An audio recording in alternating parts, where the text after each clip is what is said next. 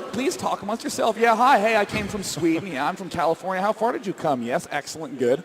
Because that's the best part about BlizzCon is so often we get the chance to log on to play with our friends over Battle.net, but now we get the chance to see everyone who came out to celebrate these awesome games. And of course, the biggest shout out of all time to Blizzard Entertainment.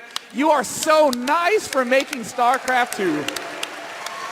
All right, Sean, so I have been given the word.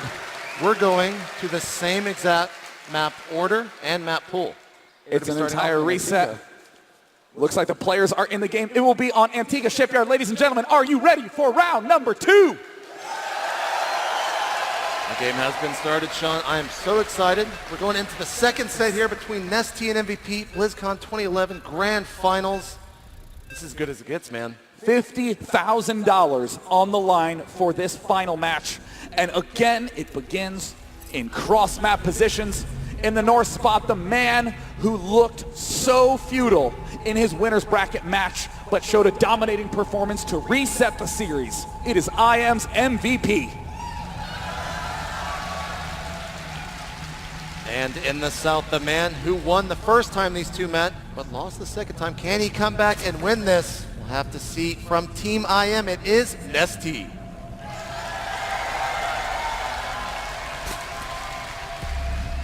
What was so weird to me about watching MVP play in that first game on Antigua Shipyard is that he was very aggressive with those Hellions, running them into positions where they clearly would die off, and he would need to kill a lot of drones to have justified such a big loss of those Hellions. And still, MVP correctly did that every single time. MVP rarely ever makes those kind of plays, instead opting to conserve his units rather than hoping for those big kills. Now, what do you do right now in Nestea's position? You're in the second set here in the Grand Finals. You lost the first set. Do you go out of the ordinary and go for an all-in, or do you just play normally like you did last series? Nestea, I think, was having a little bit too much ease of mind in those last sets. He was doing these goofy, silly moves like adding on Roach Warren, canceling it, and trying to get some surprise Mutalisks into the fray.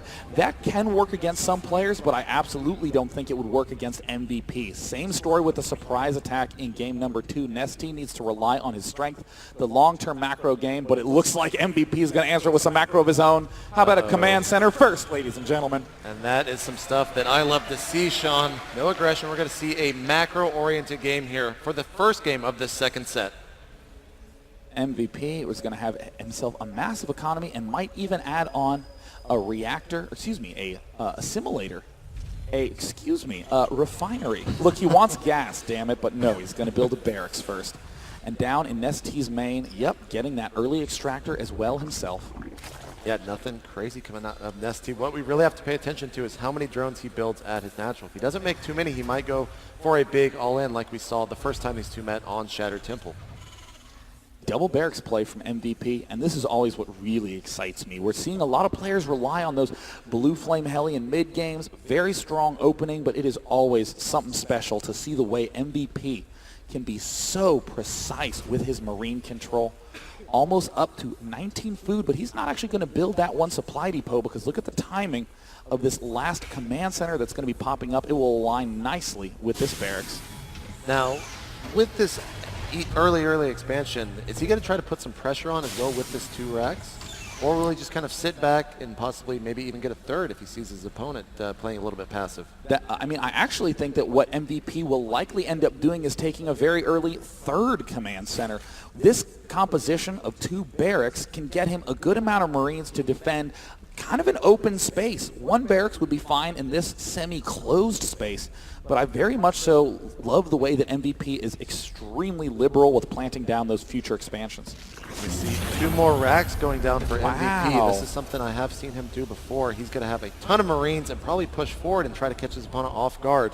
As we see the command center lifted now, will be landing at the natural. Meanwhile, over in Camp Nestea, he is continuing to drone, but he's also getting the metabolic boost upgrade. Of course, speed for the Lings, but we'll see how long he actually drones, Sean.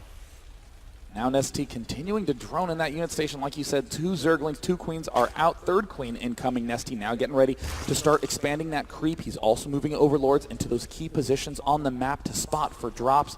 Nestea never misses a beat with those Overlords. Meanwhile, in the main, we see that the 4 barracks are finishing up. MVP could potentially go for an almost exclusively Marine Marauder composition, but I still am leaning more towards him, favoring a very early 3rd command center. Nestea droning this entire time. Looks like he will be going to take his 3rd as the drone does move out, and we see that hatchery already in place right there at his 3rd base.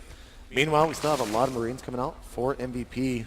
Total of 9 right now. We do also have a tech lab finished. What upgrade will he be getting? Probably going to be stim pack, I would think. There's the stim going down. Oh, so stim builds right there, and he does have another tech lab actually.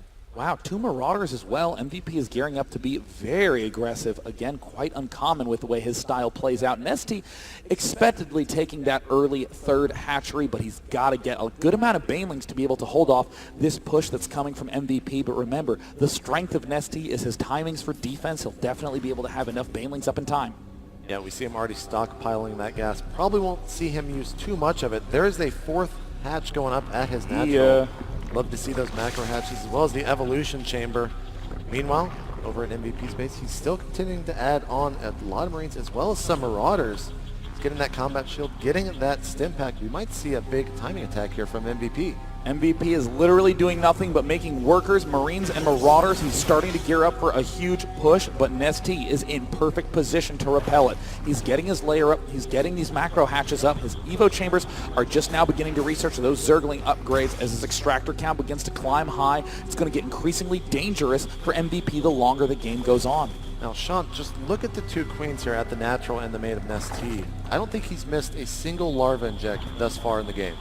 I literally think Nestea has had perfect larva injects every single time, but now Nestea sees what's coming at him. It is a big Marine Marauder force. And look at this brilliance by MVP. So He's smart. leading with a smaller amount of Marines, and what will Nestea see? Only this few Marines. Now, we do have 4 banelings being morphed right here at the natural, but producing 26 lings. Are they going to be out in time? I'm not so sure. We do have stim very close to being finished as well as the combat shield. This is going to be a very, very important attack right now in this game, Sean. Still 20 seconds to go for that stim pack to finish up. A nice scan by MVP. He's spreading everything out. This is a lot of banelings from Nestea, and he's slowly going to climb in Zergling count as well. But MVP knows that he really can't push until he has stim. He may go for this swing around attack, though, but he's got to be careful. All his units are clustering up. Looks like he's going to start on these destructible rocks, and what is Nestea going to do? He's still waiting just a little bit. I'm not sure if you can actually see this. MVP spreading his Marine and Marauders out as best as he can. Nestea's holding steady, though. The scan comes down. He sees the entire army. Oh my gosh, MVP sees everything. But right now, Nestea is in a good position. He has those upgrades, and he has the centrifugal hooks. The speed upgrade for Baneling started. And look at this brilliance by MVP. He is just going to pull back. Oh no, this is a great move by MVP. He sees everything that's coming out, and he is going to pull back. That is the trademark MVP play. He moves out, forces his opponent to waste probably 20 to 30 larvae right there, just making units. And in that time, absolutely no drones could be made by Nestea. MVP is going to pull back and do a stronger follow-up push. 115 supply right now for Nestea, 95 for MVP, 73 total drones already for Nestea. That is so many drones here, only at the 10-minute mark. 46 SCVs there for MVP. And he's just going to fall back. Do we have some medevacs coming out? Yes, we do. He might go for some drops, but Nestea already has some spine crawlers in place at his main and, I believe, at his natural. MVP, at this point in time, desperately needs to add reactors onto these barracks. There comes a point where your income exceeds the amount that you can produce out of all your buildings. And the easiest way for Terran to do this is to build a lot of barracks early with no reactors, and then simply get reactors up, and then you can easily catch up in your production. But the problem is, you actually need to have a good timing window when those reactors are producing, as they do take that very long 50 seconds to build. Looks like Nestea does want to attack, but he's going to wait for those Mutalisks to come out. He's sitting here in the middle of the map with his Lings, with his Banelings that do have the +1 upgrade, so that is going to be very, very beneficial. And Nestea's moving forward a little bit more with his Lings and Banelings. The scan does come down, but oh Sean, my gosh. is he going to move in with those? It looks like he did catch a couple of Marines off guard. Caught He's a not going small to pull the troop Banelings off in. guard, and we see here's the drop. MVP is starting to fall way behind in that worker count. There's all the, oh wow, a lot of reactors getting planted. MVP also takes out a single Overlord. We see the drone is coming in here. It is quite far away, though, but this drop will get cleaned up. He needs to make sure that the Ling's go in first so he doesn't lose too much HP on those Mutas, but MVP's controlling so well, he can't actually get the surround here with the Lings he picks up. Here come the Mutalists. And it looks like, is MVP actually going to pull this one off? He's unloading, he picks off one. He does manage to get, maybe he can get a second one. Now I think we might see a big attack here from Nestea. Already up to 12 Mutas, 3 more on the way, 30 Lings in production right now. How many Banelings does he have, Sean? Only 21, but that is almost all you need right now. 21 Banelings. Well, if you remember right, I mean, Nestea's the kind of guy that's done 100 before, Sean. That is true, but I still felt that was very Bill Gates of you. What do you have, only 3 Rolls Royces?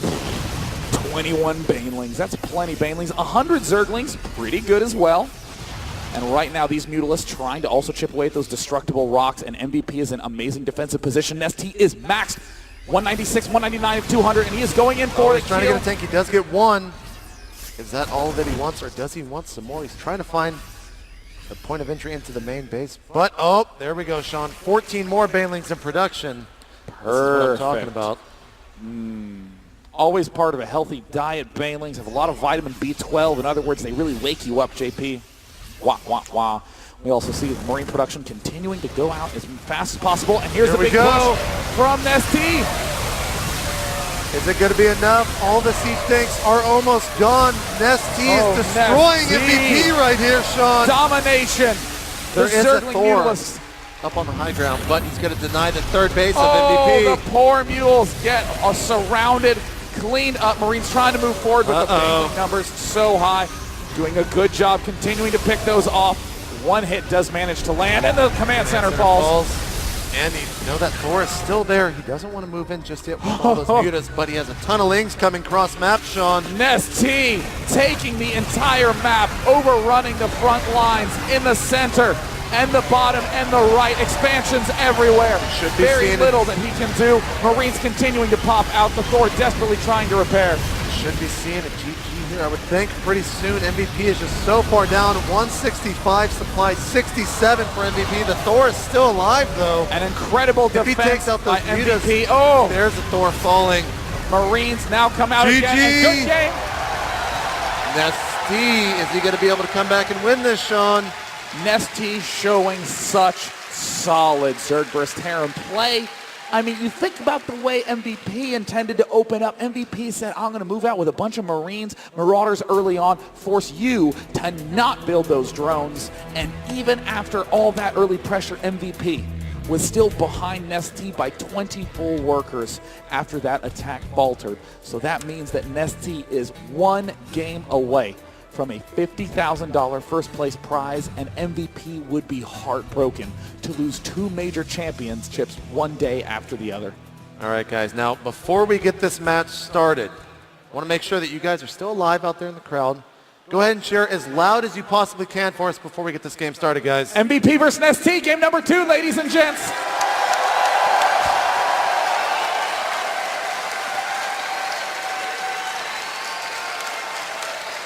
All right, Sean, I think they're loud enough. Here we go. The game has been started.